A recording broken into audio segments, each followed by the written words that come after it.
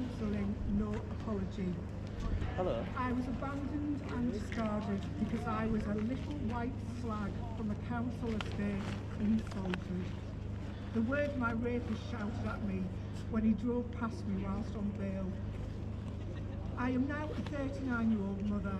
I'm a born survivor, not only from childhood violence and abuse, but also grooming, gang, rape and abuse.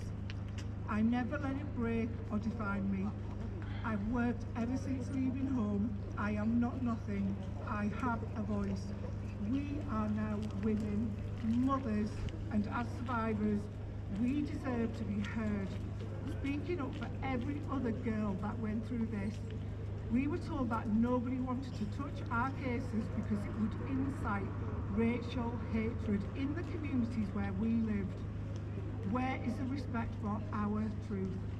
We were targeted because those Muslim men found white girls subhuman and easy targets.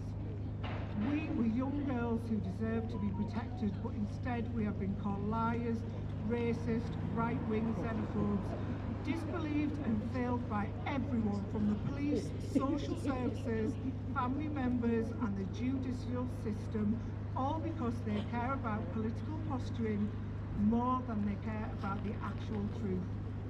We will be heard, we will speak out, no matter how uncomfortable it makes those who will never have to walk a day without food. Yes, this is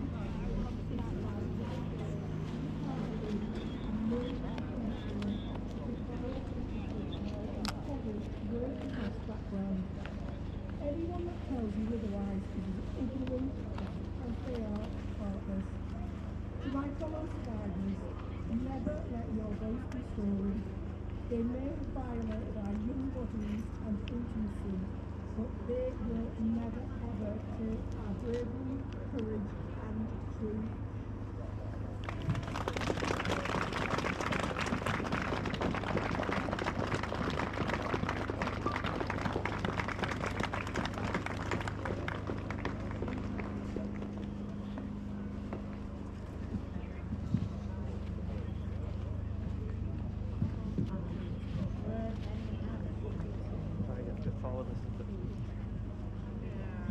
We knew coming it was going to be difficult for people to talk, and that's fine. You don't have to speak at all. You can just be competent.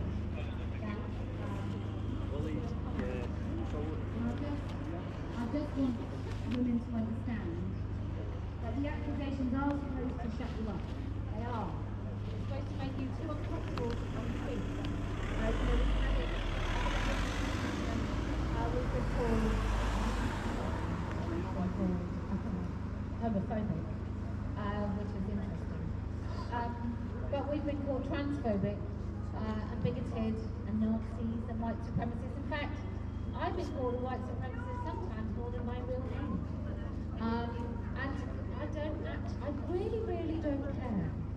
Because, I don't know, I'm 50, so we had that sticks and stones may break your bones, but words will never hurt, and they don't. Words don't really hurt very much at all. Silence does, and silence is a really useful tool of authoritarianism. It's far more powerful to silence your words than try and disagree with you. In fact, sneering is not as powerful as silence. And Ofcom, for example, I have a friend who works in Ofcom, and it never occurred to her, and she's on a very good salary. But she's quite high up in Oxfam, and I said to her, you do know that what trans activists do is they know that you have to be balanced on the BBC, so they don't attend debates, which means we don't have the debate. And I feel like I don't know what it is with the Pakistani Muslim paedophile rape and torture gangs that have happened across this country that means that we don't talk about it. How is it that it's not on everybody's lips like the whole time? And I include myself. It's not like I've spoken about nothing else for the last 6 years. But my first kind of amount of shaming, deplatforming and so on came because I had talked about this issue. Because I talked about some things that I think are universally wrong. And it doesn't matter what culture or religion or country or household. It doesn't matter where those wrongs are. I think we should be allowed to talk about it as women.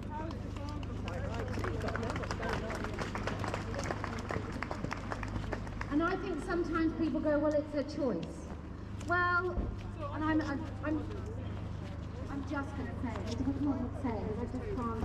It makes me ill if I don't say the things I need to. But we have women serving 16 years in prison for revealing their hair and not wearing a hijab in Iran. So when people say this is a free choice, it is not a free choice. Those things are not free choices. When you have women stoned to death for not wearing a hijab, it is not a free choice to wear it. And it is to claim that it is a choice, because it isn't. It's not a fashion item. It is something that can get you killed. In Iran, there are women now who can't even look out a window in Afghanistan and don't have a voice, and it doesn't come from nothing.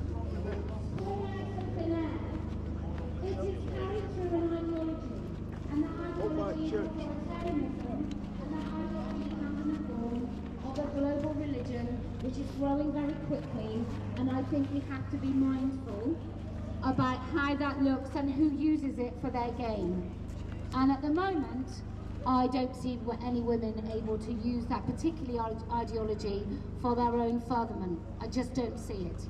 So I thought I'd say it, because otherwise I'd kick myself. Because I know that it's probably not something you can say very loudly in a place like this.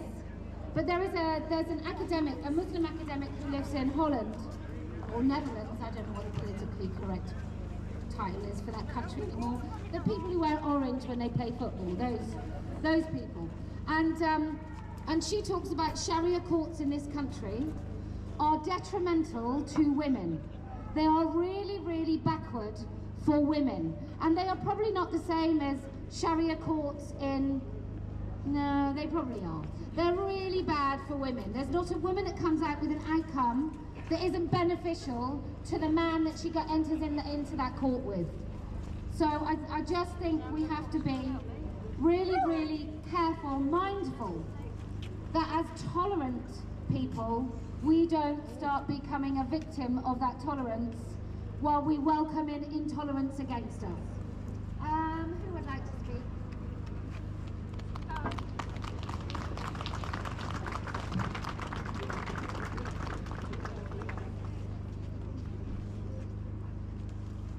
Hello, thank you very much. I've come here today because I've been hearing this stuff for 40 to 50 years.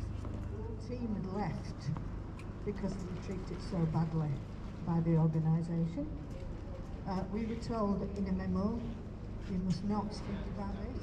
If you do, you'll be sacked. So nobody spoke about it, of course. Also in Rochdale, I went to a child who was alleged that she was going to be sent to Pakistan the next day. And so we decided we'd go and speak to the parents in the house. We turned up, me and another social worker, and there were a line of men waiting for us, and they'd sat 2 chairs opposite them. So we were expected to discuss our concerns with this whole line of men. Nobody introduced themselves, and the idea who they were. The only thing I would say is there was a bloody white counsellor right in the middle of it, you know, and like I say, it was absolutely terrible.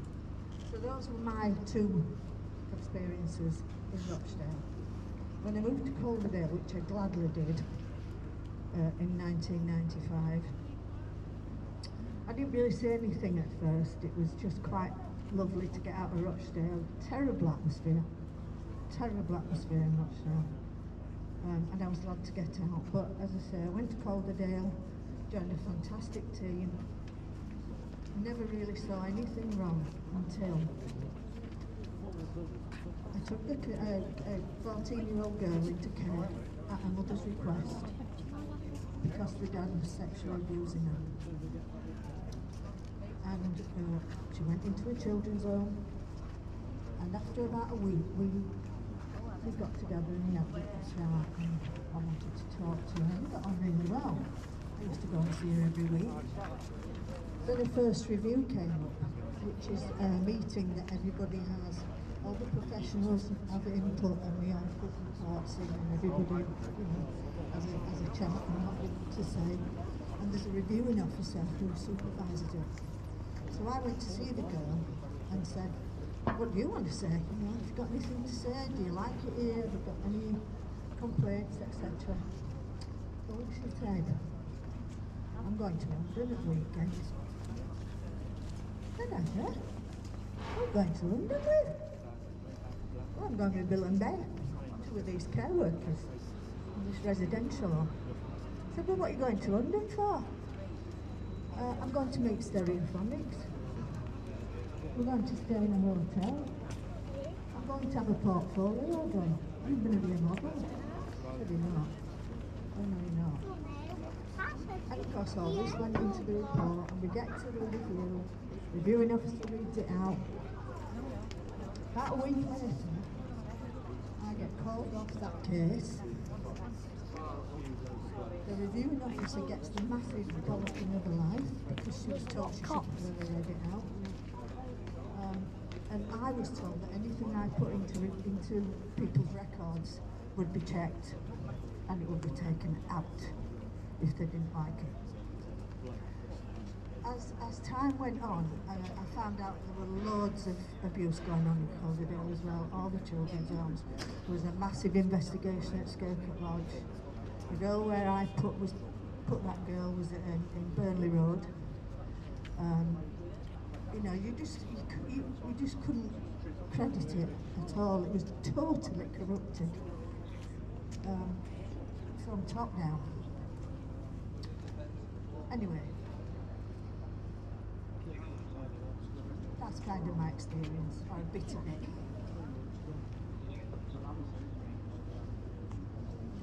What I would like to say, finally, is if you've got children, if you've got grandchildren, watch out, because they're going to start messing about with the Children Act. And what they're saying is they're going to make it easier for children, everything's going to be a lot better, they're going to change the syllabus, blah, blah, blah. What they're going to do is take our rights away. They're going to remove some of your parental rights. You won't dare speak up.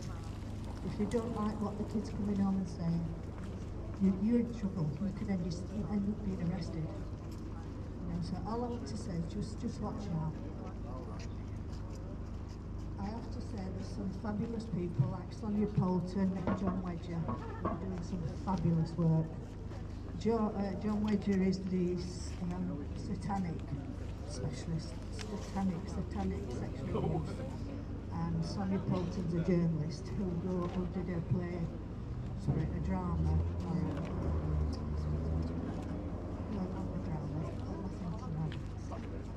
Yeah, a documentary called Paedophiles in Parliament. Please look at it, it will tell you so much more. Thank you very much.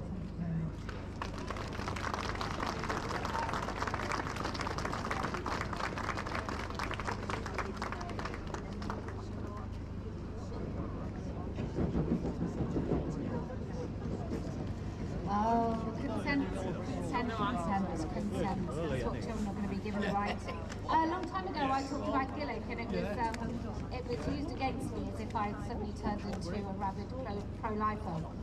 But I think Gillick competence gives easy access to very vulnerable girls to contraception and abortion away from their parents or caregivers, people in a position of authority over those children, which should be parents. Sometimes can't be parents because the parents can't parent.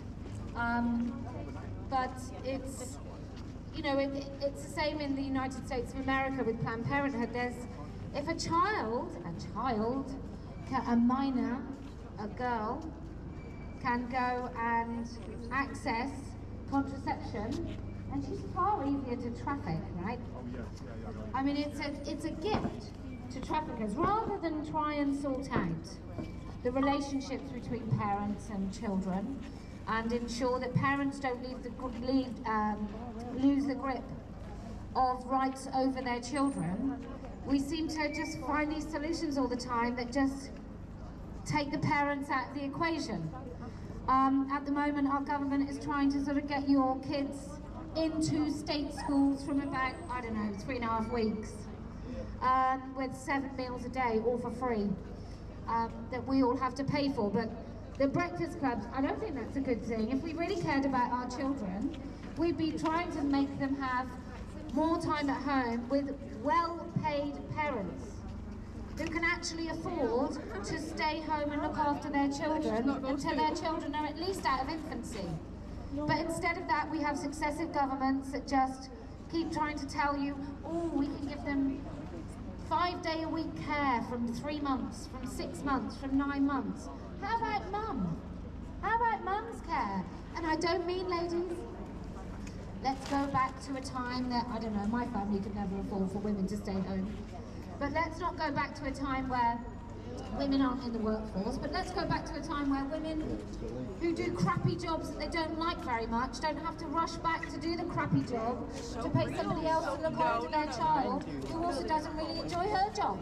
Let's do that. I mean, it's not that difficult, is it? How much does it cost? I mean, how many people do you know that can't work more than 20 hours a week because then they have to pay so much for their kids? They have to pay for lunches, school trips, and then, I could go on a rant for ages about this, but I won't. But there is a massive disconnect between what we know to be humanity, humane, and the things that we are being pushed into that tear our families apart, that take our voices away, that take our rights away, that take our connections with our children away.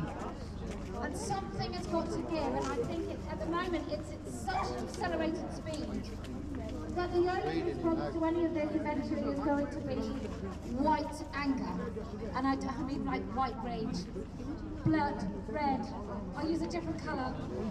Human rage, that's what I mean. I just absolute rage because they keep kicking you in the head and telling you that nothing's happening to you. And I don't know what the answer is to that, besides people getting more and more confused and then angry. And what we saw last summer, which was called far-right riots, which actually started as people a little bit concerned, a lot concerned about the murder of 3 little girls, in a dance class, which seemed to coincide with somebody else plotting to bomb a Taylor Swift concert, and then we had the bombing of Ariana Grande's concert. It's no coincidence that there's girls, young girls and women going to watch these artists that were killed. It's no coincidence that that's the target. And what happened about that?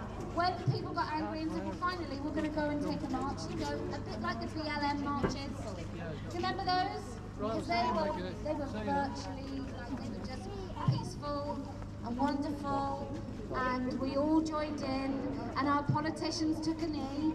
And do you remember those 3 little girls died, and our politicians, and the police, no, didn't join in, didn't take a knee, didn't find some virtue in that anger, didn't kind of come out and everyone say, isn't it a shame, we must all. I mean, maybe if those 3 little girls had been, I don't know, in America and killed, and we could have borrowed the outrage and replicated it somehow, and it wasn't really our own, maybe it'd have been all right. But it just seems that this thing is like any other thing. If you talk about it, it's far worse than the actual act of it.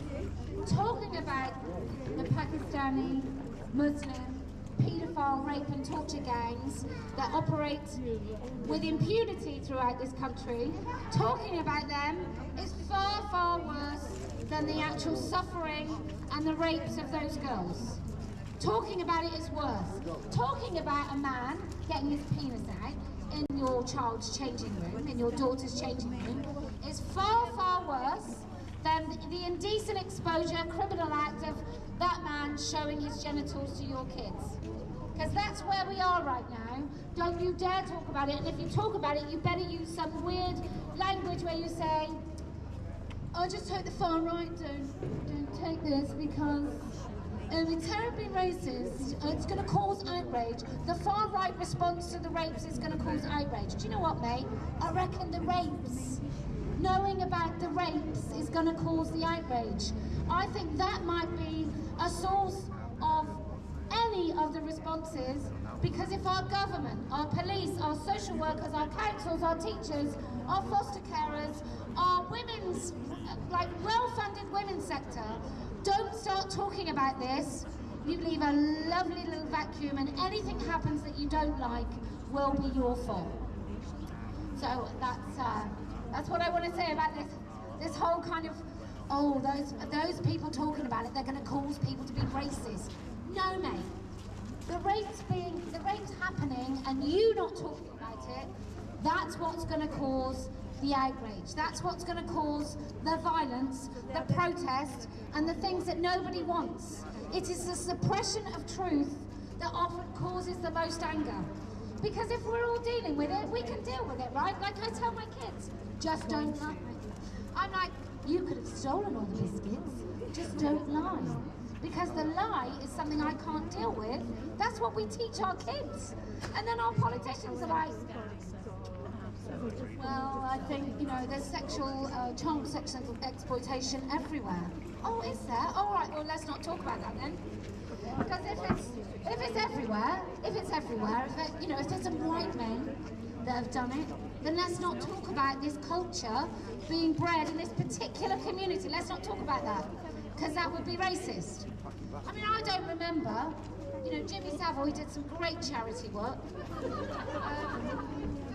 And we should never have criminalised Jimmy Savile or talked about him, because there are other men that have systematically groomed children. So we shouldn't talk about Jimmy Savile, because that's a prejudice against really seedy men in gold lame. So lifelong perverts. And I think what we have to remember as well, because I think some of us who haven't been involved in this, and I know some of you here have been involved and have been on the front line trying to help these girls, or have been victims yourselves, or know friends that have been victims.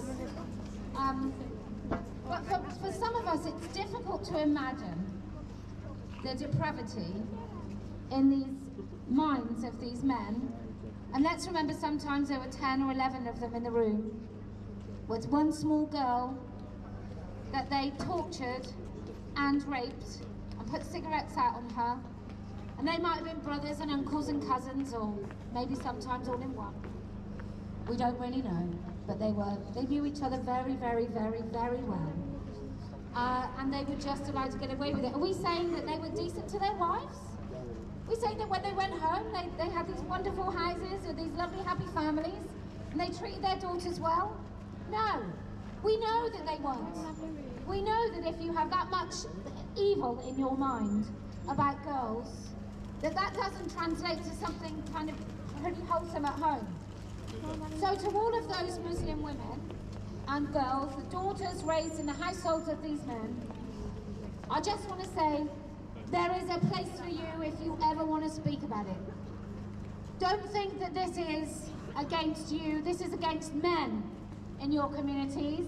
It is not against the women and the girls who had to suffer these men also. You'll find liberation too, you never know. You can liberate yourselves from the authoritarianism that has been just forced upon you probably your whole lives. But there is no reason for any Muslim woman to feel the shame of her father if she knows that he was committing these atrocities. I just want to make that really, really clear. This is about the men. This is about the men that thought they were kings in their own home, and then acted like predatory, horrible, rapist, torturers when they were out. And I think they probably did that at home too.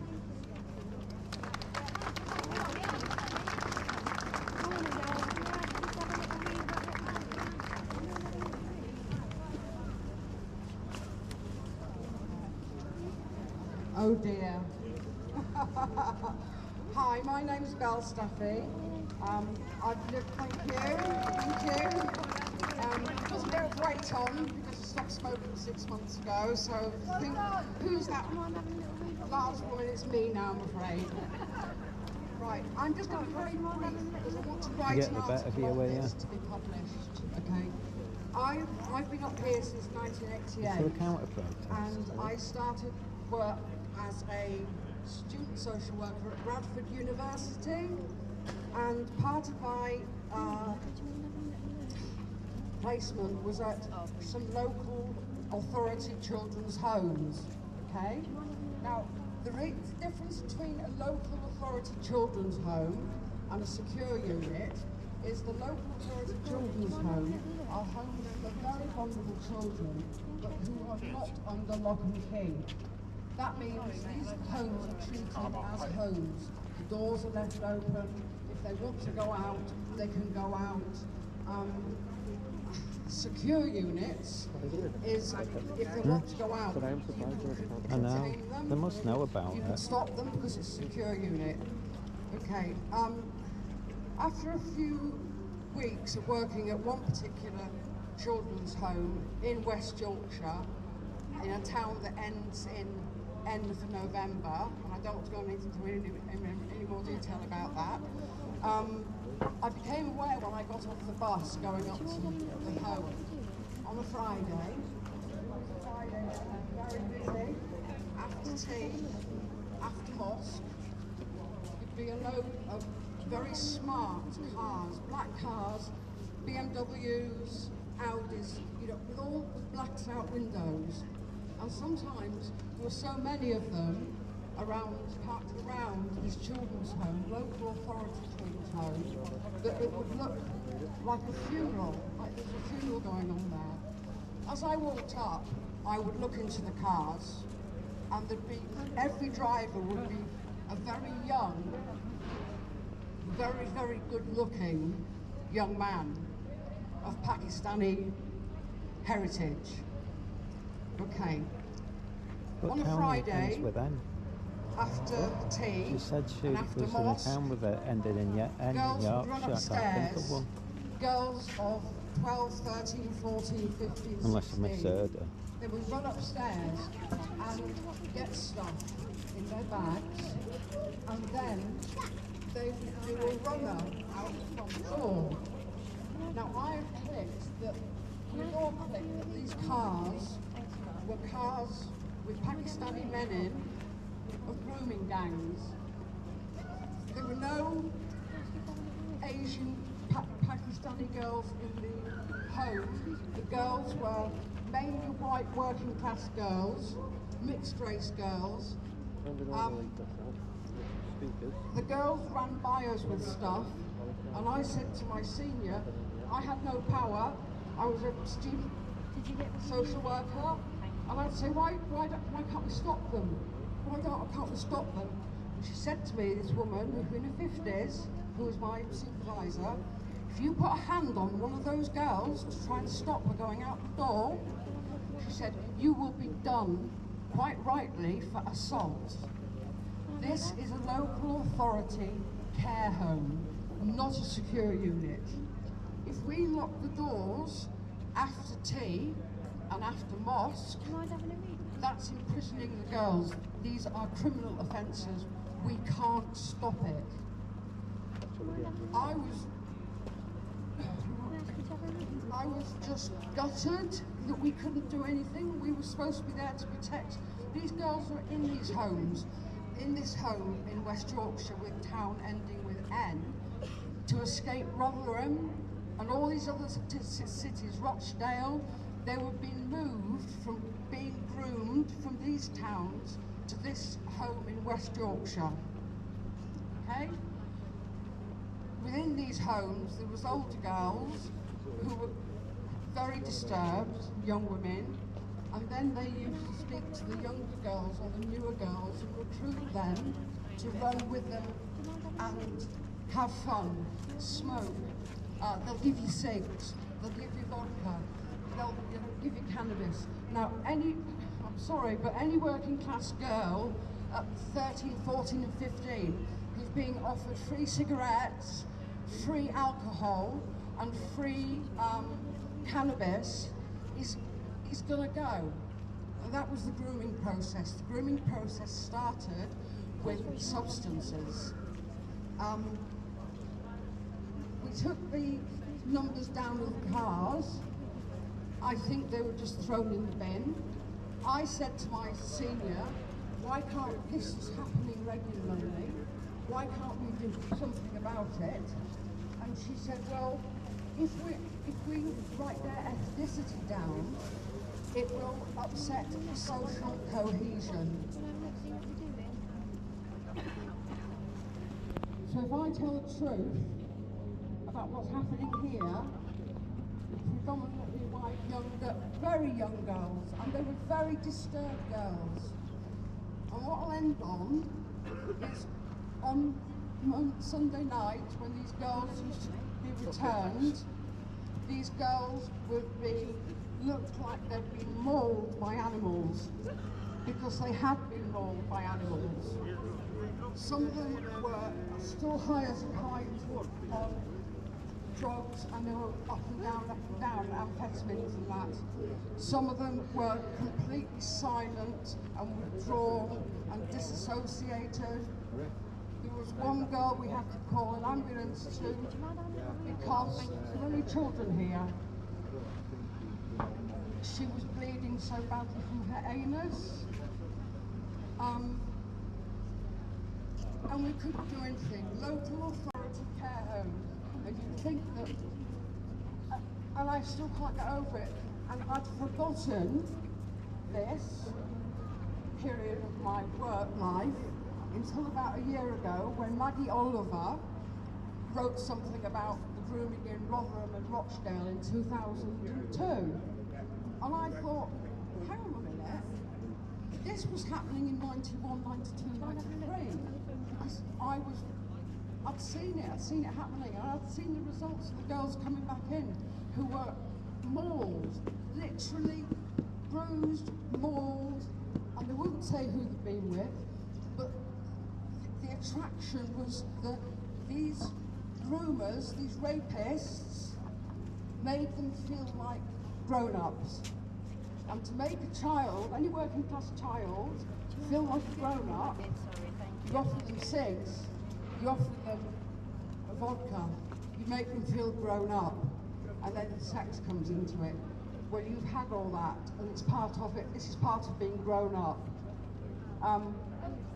And that's really what I'd like to kind of, I don't want to go on too much about it because it is, I'm not a girl. I blocked this out for nearly 30 years. They're not being able to physically stop. And I felt guilty because I was part of the problem, except I had no power whatsoever. Even if I'd gone out with a hammer and smashed the windscreens, I wouldn't have qualified as a social worker. I would have had an offence of criminal damage. So I wouldn't have been able to, I have not played the game and not said, not reported this, I would not have qualified as a social worker, and I would not have been a sex offender specialist. And after working in the children's homes, the local authority ones, with this going on, especially on a Friday night after mosque, I couldn't work with children after that, and I decided to work for 20 years with the perpetrators, the groomers, the rapists.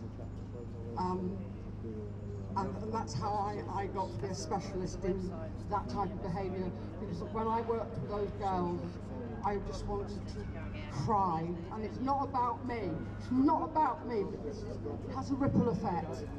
The effect on me is I wasn't much older than some of them, about 10 years older. The effect on me was devastating, and I blocked it out for 30 years, and it was Maggie Oliver, who is an icon to me, that she tricked a memory with just some dates, and I was thinking, yeah, we had the girls from Rotherham to keep away from the grooming gangs in Rotherham, and that's why we put them in Leeds. And then it all started coming back, and the worst was standing there, not being able to protect them in any way whatsoever, talk them out of it. Yeah, The worst was the results when we came back. like mauled. Yeah, well, we're probably the only mauled dodgy and two here little anyway, girls aren't we, looking? Who have been mauled by adult I think it's men because it's within about grooming abuse gangs and we thought it'd be bad taste. within West Yorkshire.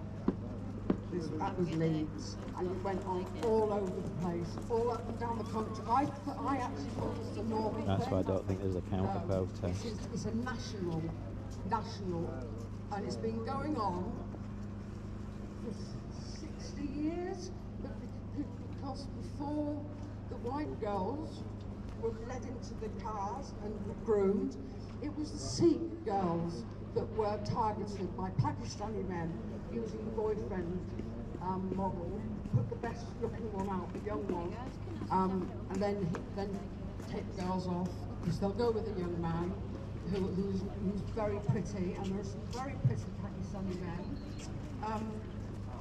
and then they would meet the rest of the grooming gang.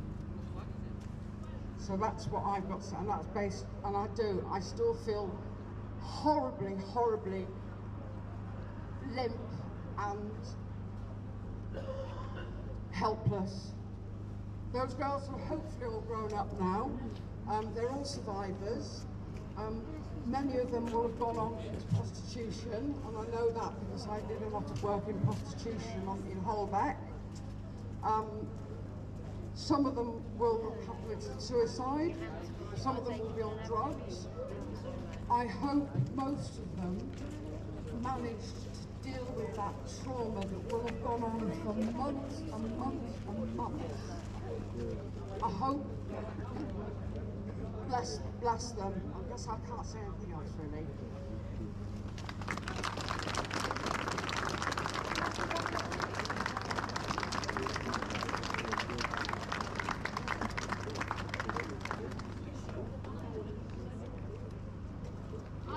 There's many women up and down the country who had similar experiences of helplessness, of like, I think sometimes when you realise, and obviously this was one of my first issues that I talked about, but then I've talked a lot about women's autonomy over the last few years with regard to our spaces. And I just remember that you think, well, if I tell people, if I'm that young trainee social worker and I say, hey, do you know what's happening to those girls? Someone will go, oh my gosh, let's stop it. Here's the way that we stop it. These are the safeguarding, this is what you can do, and then we can just stop it. And we can put like a curfew of 7 o'clock on the house, but we have mechanisms, we have safeguarding policies in place that stop these girls from being vulnerable to this abuse. And I think it's so shocking when you realise that there weren't any, that actually taking the knee to what we'll be doing in schools of critical race theory and other theories that are just about silencing people, and the thing that they're intended for, I don't even think is a good thing. I don't even think there are people trying to implement this silencing on what you can and cannot say, and the history that you have to revise. I don't think there is a good motive for doing it at all. I think you're either completely stupid or evil. I don't think there's any way in between when it comes to how we silence people. But like a previous speaker said, just be mindful of the things that your schools are doing, because we are in really dangerous territory with this very authoritarian government. I don't know if you follow, I think she's called Womando on Twitter, and she does the sentences that paedophiles get. She shows you the sentences. And do you remember the woman who, I mean, it was a terrible tweet, it was an awful tweet. I'm not going to defend her tweet, the Tory party's councillor's wife. And she tweeted something, she deleted it, she realised it was a stupid thing to say, and somehow that was crowbarred when it was like, oh, I wish they'd just do this. That was made incitement. Well, I thought incitement would be if I said to all of us today, hey, why don't we all, and then, I don't know, buy me a Lamborghini. Well, that would be incitement to make my ego feel even better, right? So if I said, oh, I wish everyone would just get a Lamborghini, that is not incitement, is it? I wish everyone could just give me some, but if I just said, now you all must, Let's do it together, right now, 7 o'clock. Let's go and do it. I think that's incitement. I think it was a really dodgy charge. And then she's offered what? Well, if you do this, a bit of good behaviour, you get a reduced sentence. And all these people who don't have lawyers, who don't have access to really good legal representation, their lawyers are like, yeah, that sounds like a good idea. Yeah, just plead guilty to a non-crime that they're charging for and pretending it's a crime. Just plead guilty. And then, Free Speech Union, someone's saying to me. Free Speech Union. Join them. Join Let Women Speak first. And so anyway, so they pleaded guilty, like foolish. These super quick courts, you know, like the courts to deal with paedophile and rapists. Those super quick courts where cases are just heard really quickly because there's an urgency about it. Unlike those, you know, super quick, put people in prison for words thing. Anyway, what Amanda does is so this woman got put away for 26 months. Prison. No remand either, so she was held from the moment she was arrested. And then you've got paedophiles who only got 3 weeks suspended sentence. What have you done? He'd only looked at 18,000 images of like the worst category of child rape. He'd only done that. He's only a predatory paedophile that maybe hasn't been caught doing something yet, but he's downloading lots of practice pictures. But he's not a scourge on society, unlike those terrible rioters, unlike those people that were protesting about stuff. They're a scourge on society, they're a threat to the establishment. But not the paedophiles, because the only conclusion is what? That there are paedophiles represented in all strata, that there's a nice little handshake you can do. You can all join in together. Is that what we're talking about? Because that's what it feels like we're talking about. It feels like having I haven't even seen Eyes Wide Shut, so this might not be the right reference. But it kind of feels like we're all in this world where people are going, no, there's nothing going on. There's nothing going on at all, no. Well, you think that just because that judge said, you're a good man, I know you've abused quite a few kids, but you've done some charity work, you're a good man, that why would you think that judge is also a paedophile? What a crazy conclusion. Turn a blind eye to those rape gangs, turn a blind eye. Why is that? Oh, it's policy, yes, policy. Social cohesion, is social cohesion another word for, hang on a minute Dave, I'm involved. Is that another word for that? Is it another word for, there are some benefits to us as a police force, as a social work service, as a foster care system, as a care worker service, there is some benefit to us to continue to enable the rape and torture of working class white girls. And there's always a payoff. I don't believe in altruism. I don't think anyone was saying, well, I quite like those Pakistani Muslim gangs to have access because I'm a nice person. No, there's a benefit to every single person that turned a blind eye or enabled it. There is a benefit to them, a tangible benefit to them, and only a really good inquiry on a local and national level will reveal what the payoff was. Was it money? Was it drugs? Was it cover-up? Was it criminality? Was it joining in? What was it? And that's the only thing that will answer these questions.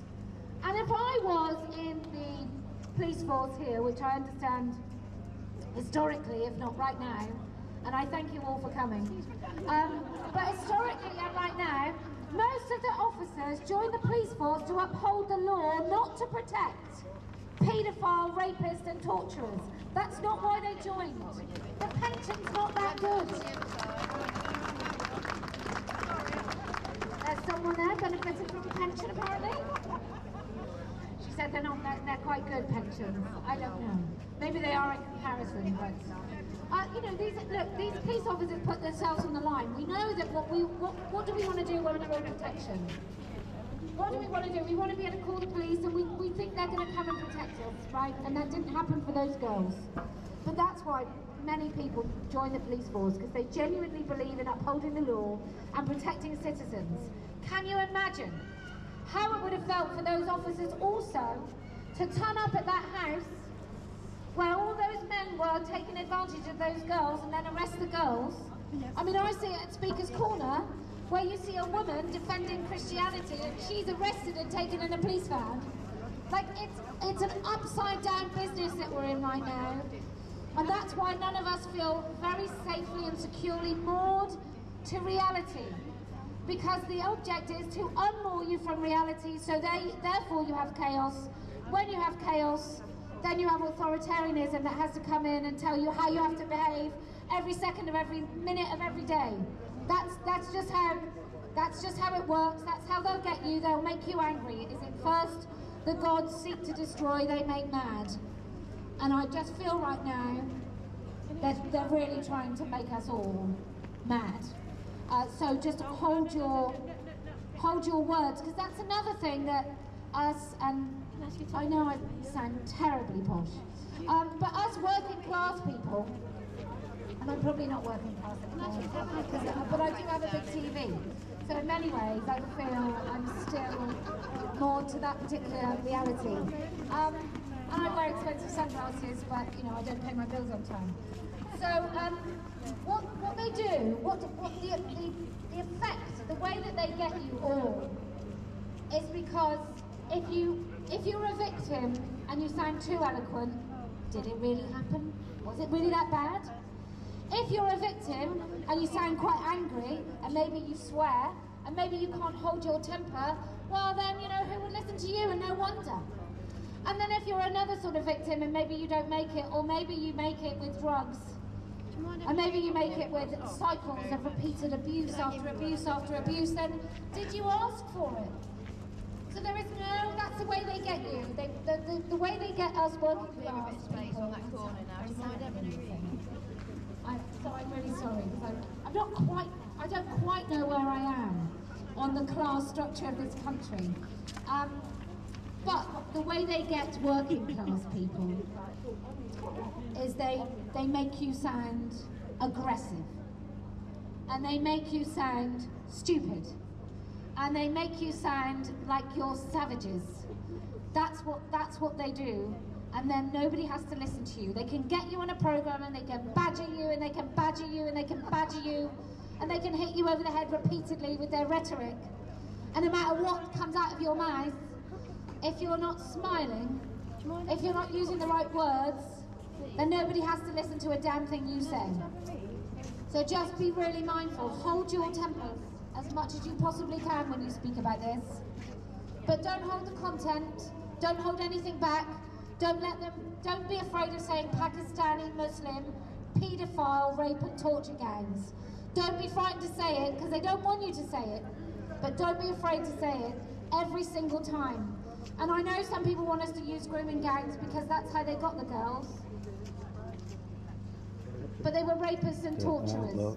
They use grooming as a method so they can rape and torture. And they did. I mean, I can't imagine what the gathering was like. Oh, you go. You're the good-looking one. You can pick them up and then bring them in, and then we'll all. I mean, just, dear God,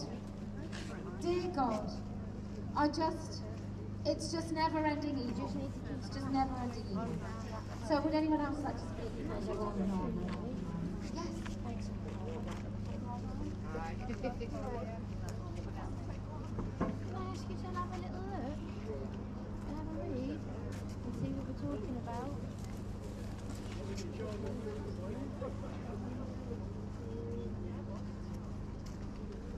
So today I'm not speaking my own words, I'm speaking my friend's words. You might know her from Twitter, Hitch, or where I was right about the left. There is so much I could say about the rape gang situation, but what I'd like to focus on today are some of the distraction techniques that gets used to minimize our anger at these particular crimes and their cover-up. We are continually told that girls raped by immigrant rape gangs are only a small part of the overall child sex abuse figures, that most child rapes are committed in the home by white men. I've even seen TERFs use this argument, not just sock femmes, actual TERFs. It's okay for some women to focus our attention on one element of child sexual abuse and male depravity, just as anti-surrogacy campaigners focus on one aspect of the exploitation of women based on our reproductive capacity.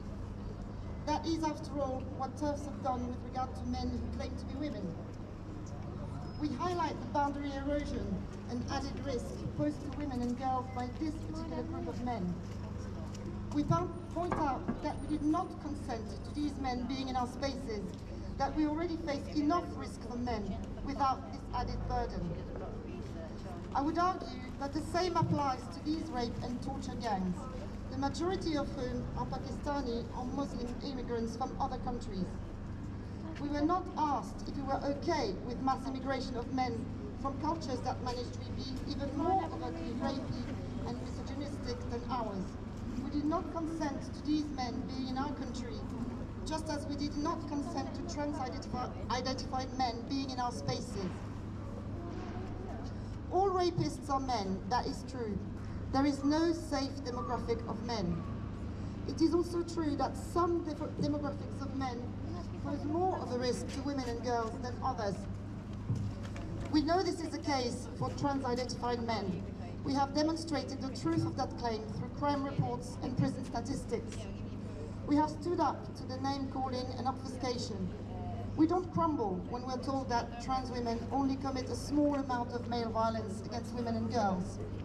We must do the same when detractors tell us that rape and torture gangs only represent a small amount of child sexual abuse, when we are called racist, Islamophobic, far-right and bigoted for highlighting this particular problem.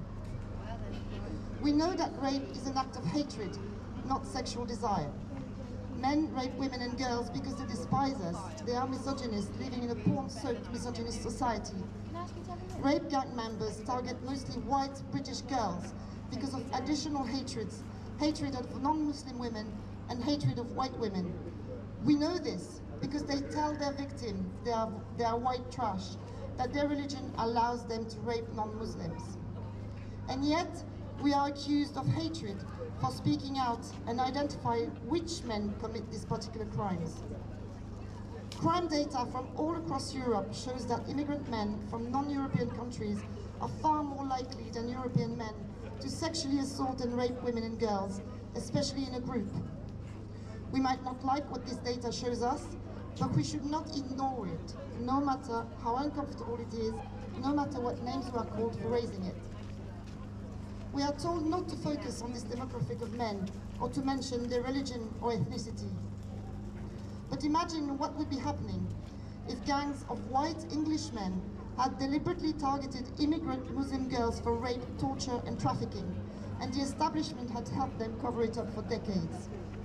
Every aspect of English culture, group identity and toxic white masculinity would be under scrutiny. The men's race, culture and religion, or lack of religion, would be discussed at every possible opportunity.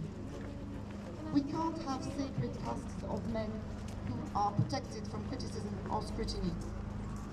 It doesn't matter if they're vicars, Troons, Pakistanis, Muslims or immigrants. We must be able to speak out about male violence against women and girls wherever we find it. At times, some of us will focus on one or another particularly pressing form of male violence, and that's absolutely okay. So as Kelly J would say, be brave, because if not you, who? If not now, when? These gangs have been operated with near impunity for over 50 years. We shouldn't have to live like this. We must not be silenced. Thank you for listening, and thank you to Let Women Speak for giving women the opportunity to speak out on this topic.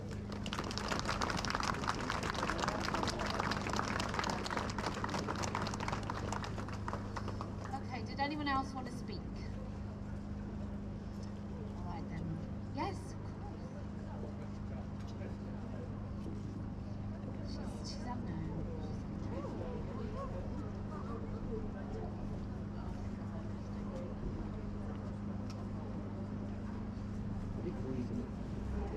When? Hi everyone.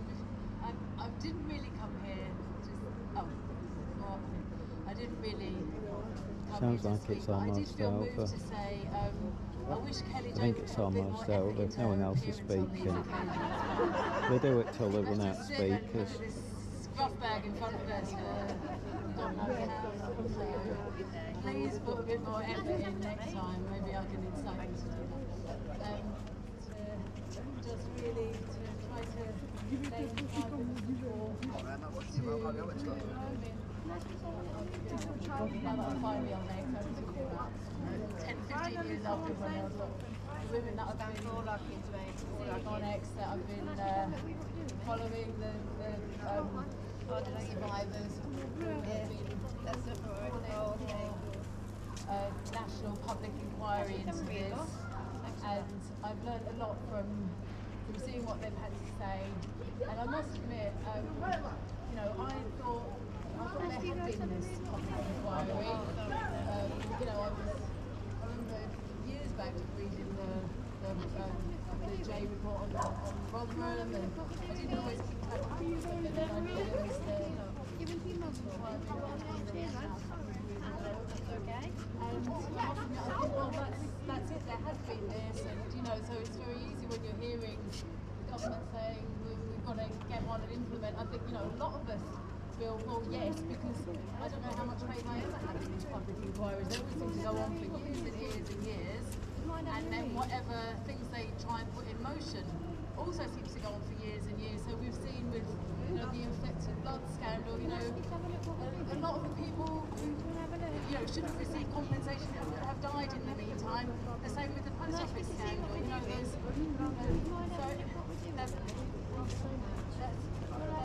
there was women, yeah, there was women, and you know, there's some postmasters and postmistresses, big post office scandal. You know, so many of those people died in absolutely, you know, just with their lives devastated before anything happened. So I the calls for like, well, let's implement what we've got.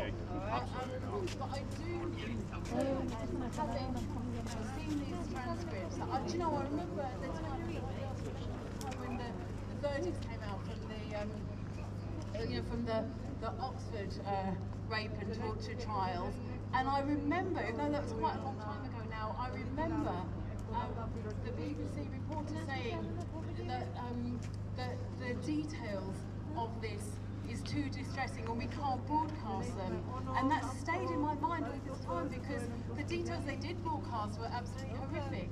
And so of course now we're actually seeing some of these details which are, well, you don't need me to say, you know, they really defy any kind of verbal response we can give them, don't they? So I do think that what is just starting to unfold now, and isn't the power of social media is just so weird, what suddenly gets a spotlight shone on it, you know, it seems almost a bit, well, it probably isn't randomly, but it seems to be a bit random. What, you know, all of a sudden there was a you know, drama on the post office scandal, and suddenly everyone was talking about that. And now, you know, years after we've known about this, now there's all this social media attention by, you know, the richest man in the world, and everyone's talking about this, but let's make sure that we keep on not just talking about it, but there is, you know, that there is finally at last voices of survivors will be heard and listened to. And so I do think that what is being exposed, the nature of it, the specificity of it, you know, actually what went on it's a thing in and of itself. It's not just part of a wider child sexual abuse. I mean, obviously there was child rape on a mass scale going on, but the nature of it, the circumstance of it, the fact that it was allowed to continue with, not with complete impunity, you know, there have been convictions, but nothing like on the scale that should have happened for what we now know has been going on. I mean, the Manchester one will be over. So I just want to lend my support to those women like Sammy Woodhouse and others that I've been following, Maggie Oliver's voice, you know, all of these, I'm sure we're all following, to say, yes, we we will do what we can to support and amplify your voices, so that finally that some kind of revelation and really unflinching investigation of what went on and how this was allowed to happen, that can come out. And surely that call for a public inquiry, it doesn't stop any of the recommendations of, that have been established. It doesn't stop them happening. Of course they should be implemented. I mean, to be honest, this mandatory reporting, I thought you had a legal obligation to report as soon as someone disclosed something, that put them in a serious risk. I thought there was I've always understood that there was a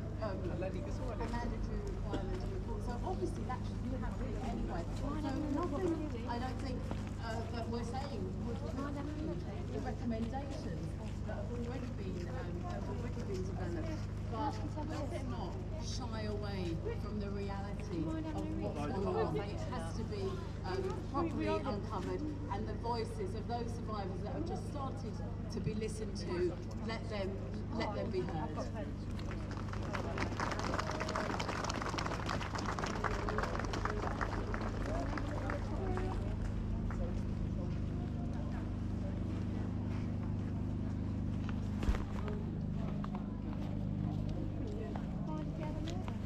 Hello everyone, this is my first time of doing this. It's just a simple 33, you know,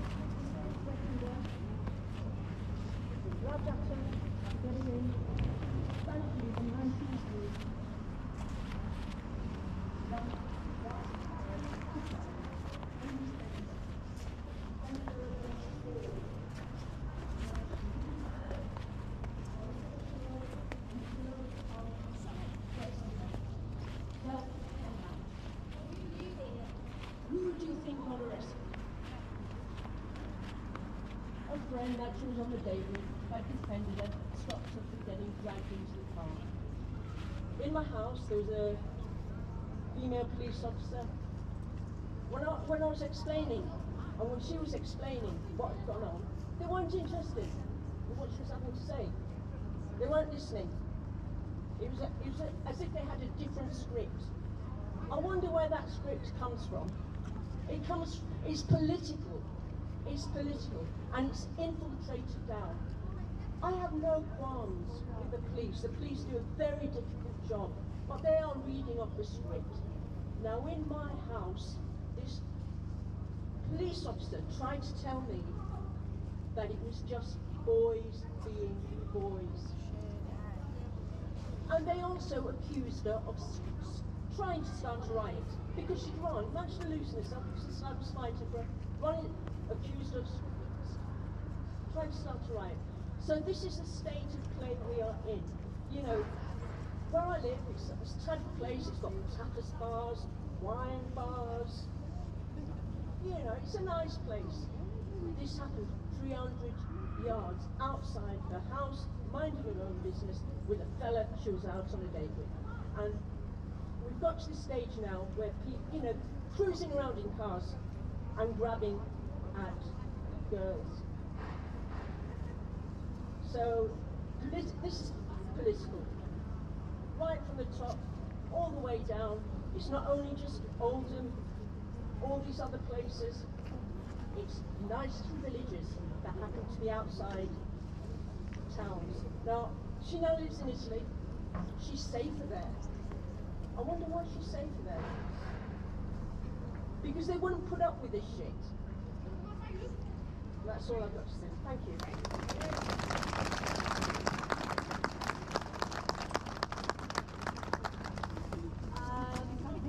I'd like to say that's the first time I've ever heard anything like that, but it's not. Somebody shared their story on Twitter about their daughters trying to be dragged into a car by a group of men, and then other people joining and said, oh, it's happened to my daughter too.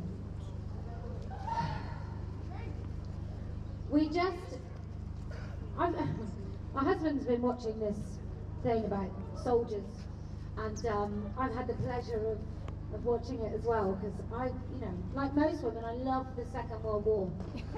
And everything's ever been told about it, it's just my thing.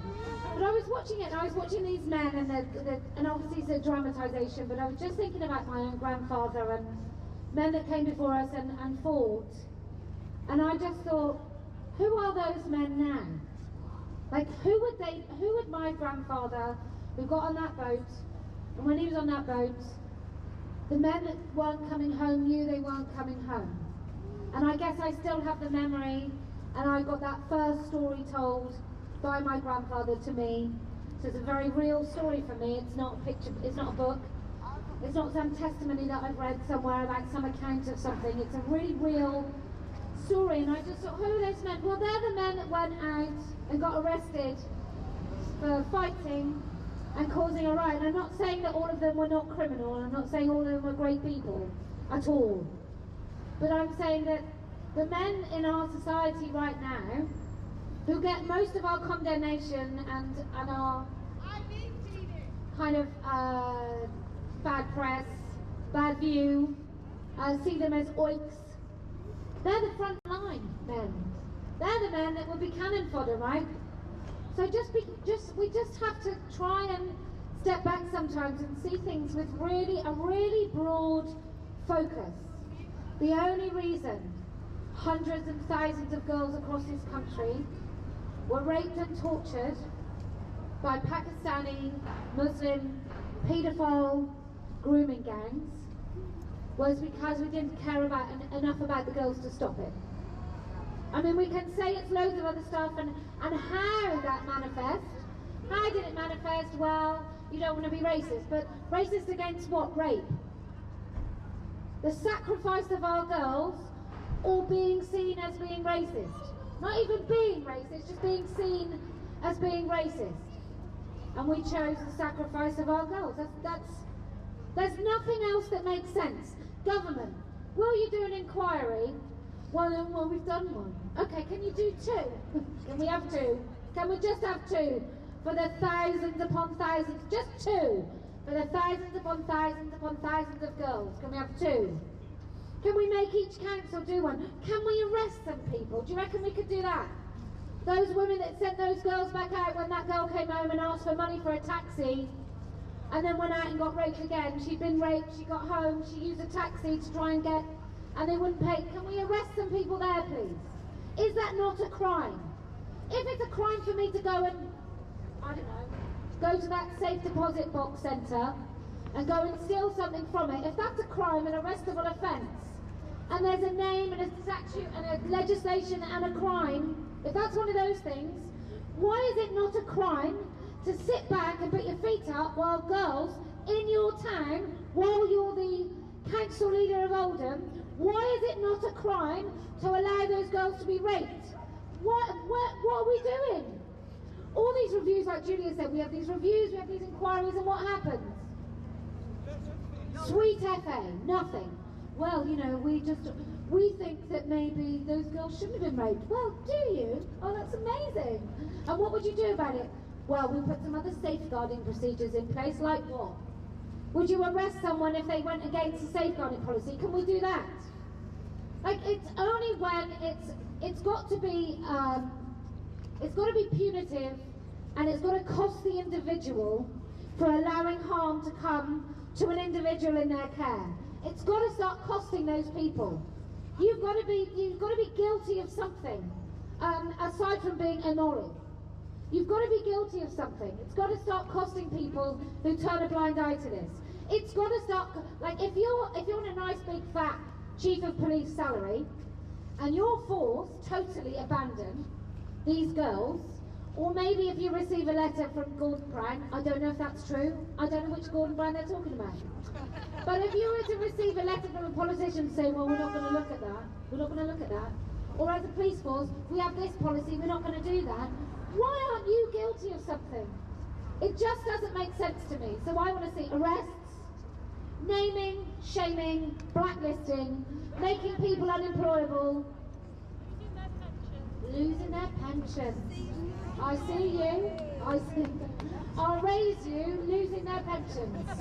But that's what we want to see. We want to see if you do wrong by others and allow the most depraved treatment of vulnerable people that you're supposed to be looking after, you're paid to look after, then I want to see there's some sort of punishment, criminal hopefully, for each and every person who was party to that.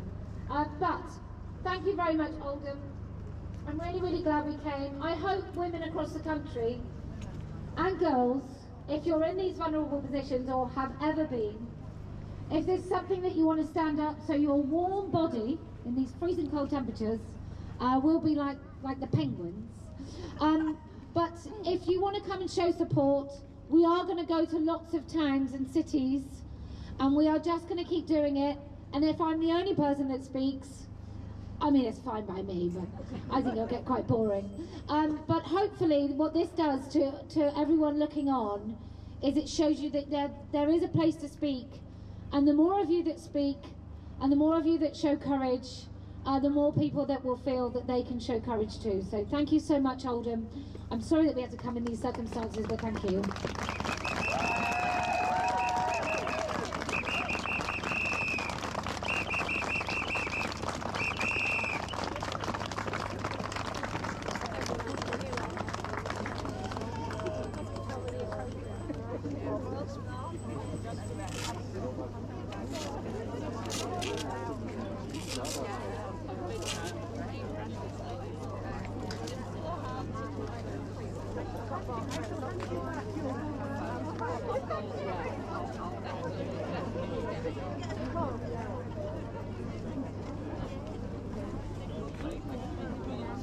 Get some close-ups of them.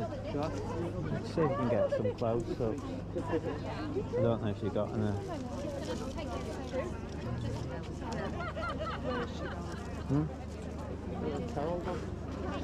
How do you know her?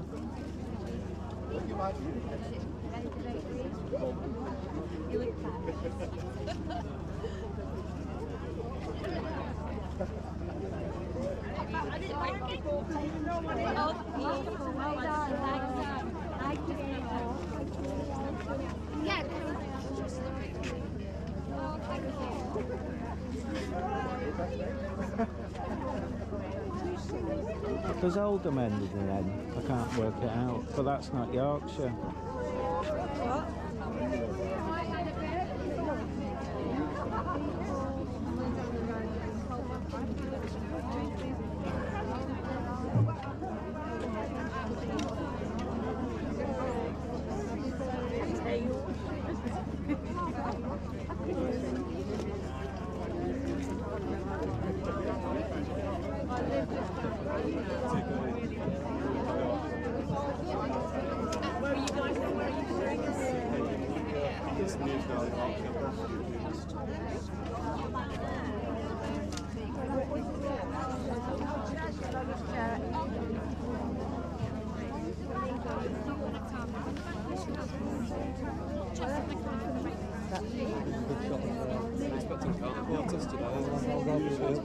Perhaps I'm thinking it's because they knew it were about abuse and it did look bad. That's what I'm thinking. But maybe, I mean, it's only 2 minutes from Manchester, so it's, you know, it's like the Sheffield one was, you know, that a big one there, but that's all I can think of.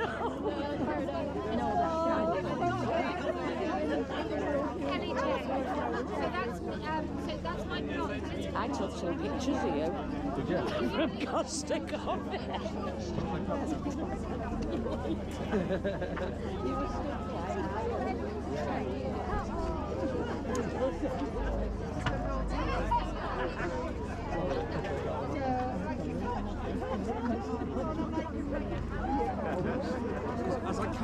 saw people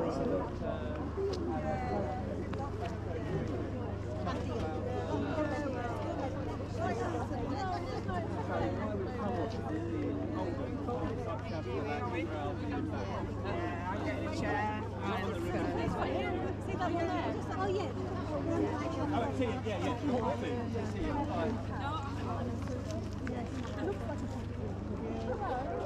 Just a lemon soda.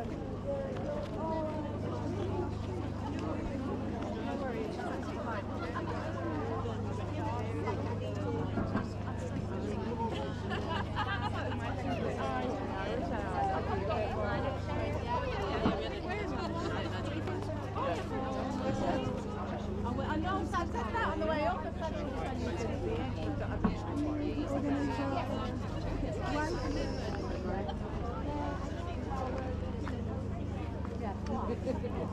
Because you're in the good place.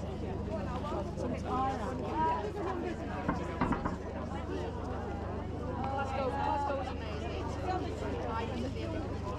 Can I give you leave from working here today?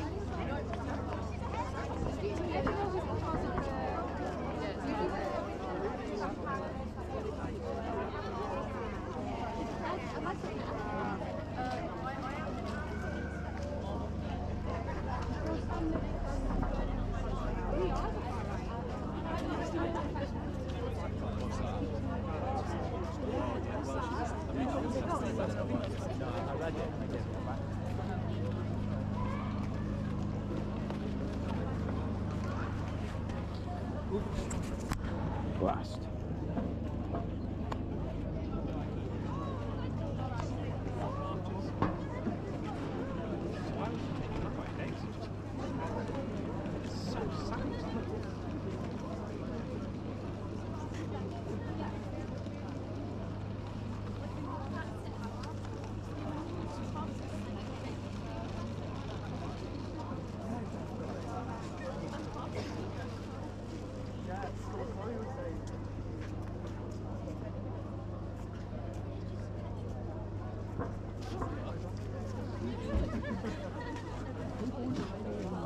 Like a review for who wears a suit. The guy that wears a suit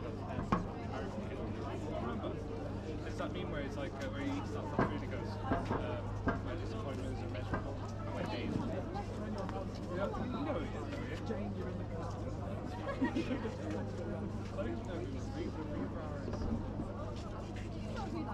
Review for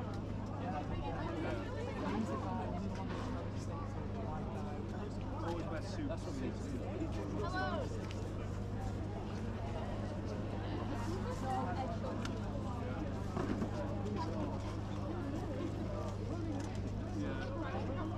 You know what? I'm not saying this to be mean or anything. I think he might have. It's just observation of me. Hang on, I'll go.